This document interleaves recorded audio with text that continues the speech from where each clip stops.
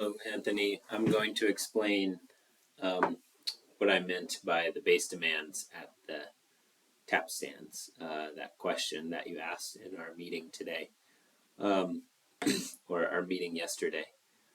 So let's start looking at the KMZ.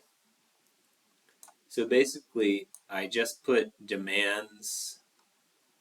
I actually used a calculation tool to determine the total base demands that we may need in the future if we go to household connections and this community continues to grow, and everyone is having household connections, how much flow rate does this distribution system need to carry? And so I determined it was about 1,000 or a little over 1,000 liters per minute. So that's how I determined these numbers here. And I will show you that tomorrow. But today I just want to show you how to place the base demands. And then you can resize all the pipes. So here's the Epanet. Basically, you want to put the base demands from the KMZ into the right nodes in the Epanet. However, I had a lot of difficulty with this Epanet file, the way it is arranged, the layout. It doesn't look the same as the KMZ, so it was difficult for me to determine what is what. Even with the labeled taps, it was difficult. So ideally, our Epanet files should always look similar in layout to the KMZ. So I made a quick layout of on Epanet that looks like the KMZ, and I put the tap stand base demands in. So here, and hydraulically, yours, the one you did, it may be correct, but it was just very hard for me to determine what is what and whether things are correct. So I quickly made this one. I would prefer in future projects if they are more like this, where the layout is similar to the KMZ. But that's a different principle. That's a different topic than this video. So I'm going to show you, I'll finish updating this model so it's the same as yours. And I'm going to show you where I mean to put the base demands. Now it should be easy. So here I've suggested we add,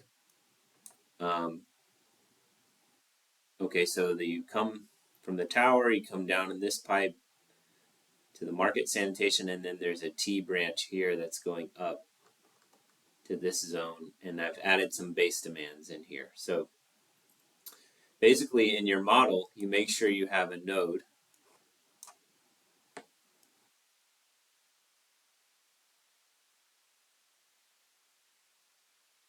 Sorry, let me find Epanet. Here it is.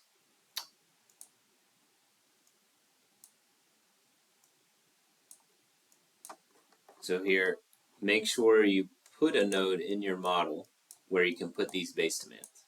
So I made sure this model includes 2 nodes here, and that represents these base demands that I'm recommending. And then I put 40 here and 60 here. So the reason I separate those two, how come I didn't put 100 liters per minute at one node? Well, because this road clearly divides these 2 areas, and I want to serve this area with a certain amount of flow rate. That's 40 liters per minute. But then after I cross the road, this would be a good logical place for a junction for a pipe to run this way and serve some people in here. And I put 60 liters per minute there for like that future pipe that would come like this. Then there'll be probably more places that need water along this line, and so that's why there's 30 liters per minute here. So I can go now to my Epanet model. That is this node, 30 liters per minute. Then there's another one up here, right before the tap stand. I wouldn't add 40 liters per minute to the 20 because then all that flow has to pass through all the head losses inside the tap stand, which is not realistic. It would actually come out before it reaches the tap stand. So a separate node. So put 40 there. And then 60 liters per minute here.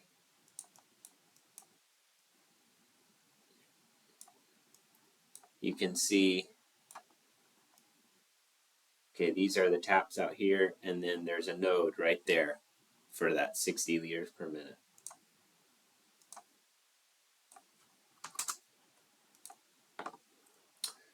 So, and let's do some more down here. So here's this branch going to this area. So all the tap stand base demands are in, but now there's a base demand here at this corner, and so that matches up with this 80. And then there's a base demand here at this junction, 60. There's a base demand here, 50. Base demand right here, 80. Like that, and then you continue. So I will let you finish. At the end, let's see, there's 15 tap stands.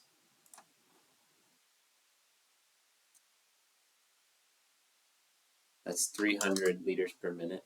And then plus 40, plus 40, plus 40, plus 30, plus 40, plus 30, plus 20, plus 20, plus 60, plus 50, plus 80, plus 10, 60, plus 40, plus 60.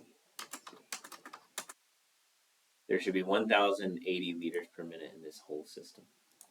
If you there's anything you don't understand why I spread out the base demands like this, or any other questions you have, I will show you that in our meeting. But